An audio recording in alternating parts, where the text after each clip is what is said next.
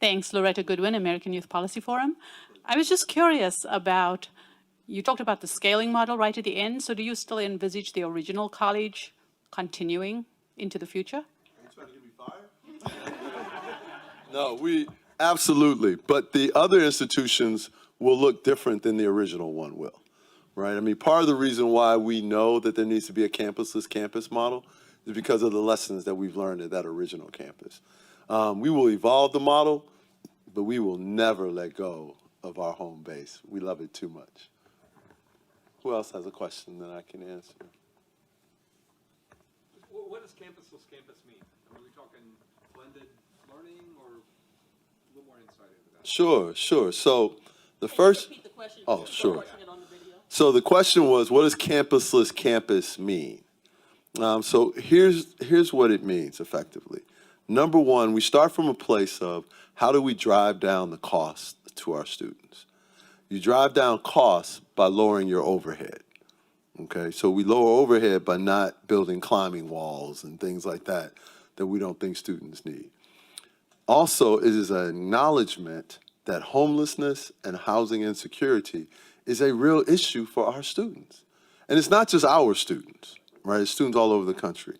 So we arrange for them to have apartments that are in good places where they have amenities around them so they can begin to become accustomed to transitioning to a life like that. Right. Secondly, we will either use space at our employers, partners, for classes, or we'll go out and rent vacant spaces and transform those into classrooms. Okay. And then we will go out and create partner by partner opportunities for amenities. It's so much cheaper to partner with the Y or 24-hour fitness than it is to build, a fitness center and have to keep replenishing the fitness center. So it's looking at and then, the students are going to work anyway. And by the way, what I forgot to tell you is we don't teach classes every day. Right now, we only have classes Monday, Wednesdays, and some on Friday. Tuesdays and Thursdays, the students are going to work so they can get in their work hours. Now, what's interesting about that is the students have expressed a preference for being able to have more time at work.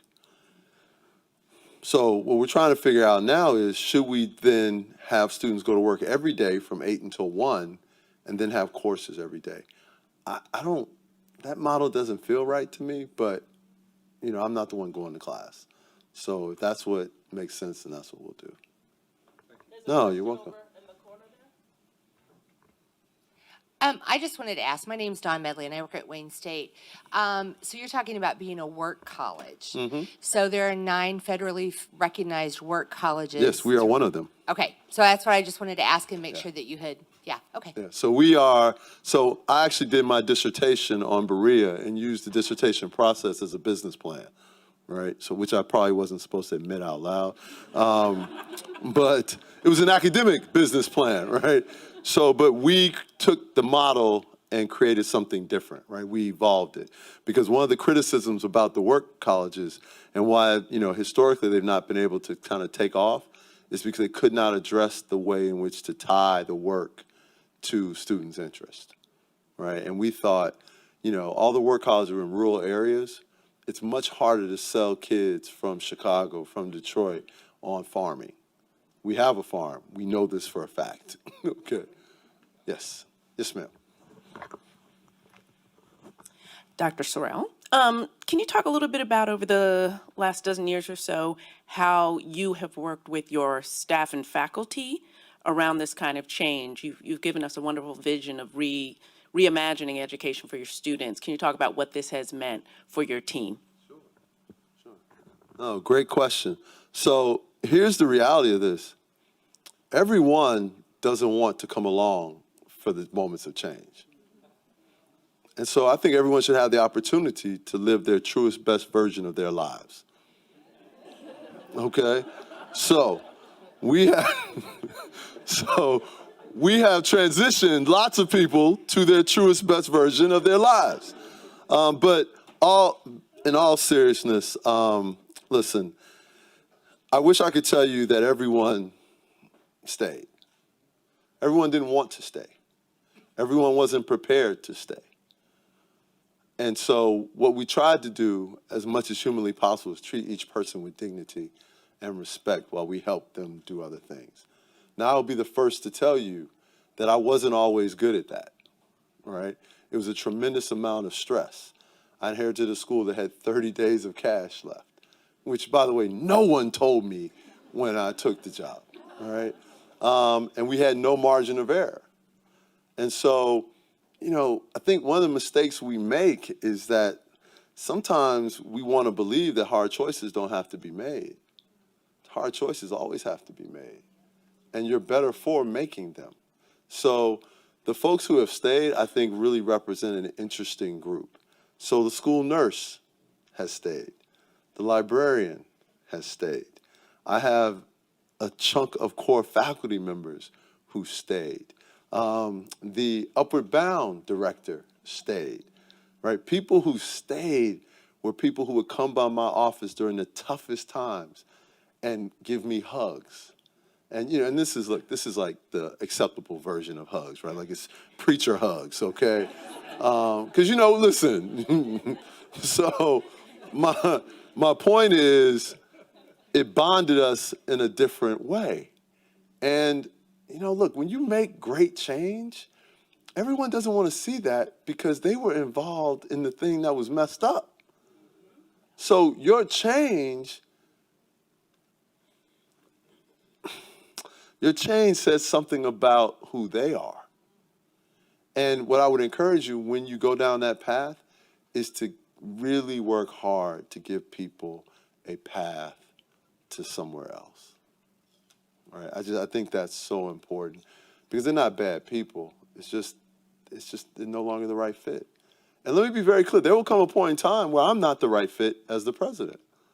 And I have to be willing to accept that and understand that and love the institution enough to go do something else. Like, you don't want to overstay your welcome. I mean, I've been doing this 12 years, all right? I mean, I've got some battle wounds, okay? Now, it is incumbent upon me to recognize when it's time for me to go do something else and to have something else to go do, all right? Because a lot of times people hold on because this is the best that their lives have been, right? I want to keep evolving. But it is, you know, there were some difficult choices that had to be made, but my parents raised me to make difficult choices. What else can I answer? All right, yes, ma'am. I think just going off of that, I'm a high school teacher, by the way. And so I think of we're being tasked as high school teachers to do a lot of these changes that you implemented in your college as well. But going off of her question, did you provide specific professional development for your faculty that stayed? So, yes and no. I fundamentally believe, first of all, that we all have a responsibility to seek out our own professional development. I had no clue how to be a college president. I started reading everything I could find. I called up other college presidents, and, you know, none of them had heard of me. None of them had heard of my school. So it was some interesting conversations at first, right? Because I was just like, listen, my name's Michael Sorrell. I'm president of Parkland College. Oh, don't worry about the fact you never heard of us. I think you're brilliant. Turns out if you compliment people early in the conversation, right? Oh, you think I'm brilliant? Well, would you like to come study my brilliance? I would. I would like to come study your brilliance. And so I visited something like 40 college campuses, right, and took copious notes.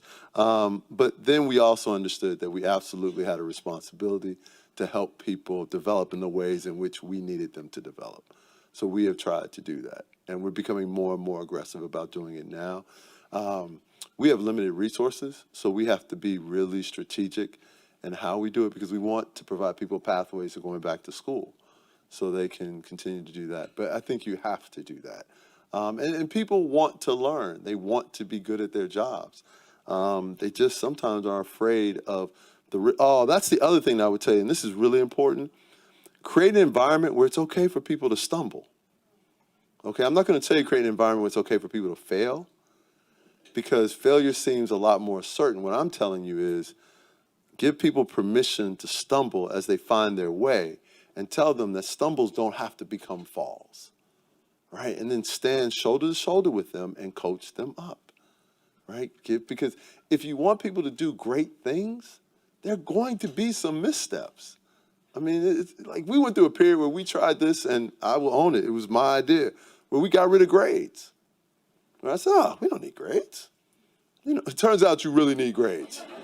Okay, you need grades. That's not one of the things anyone remembers at my school. Was more, I think there are a couple people who remember that because they'll be like, "Yeah, you remember that one?"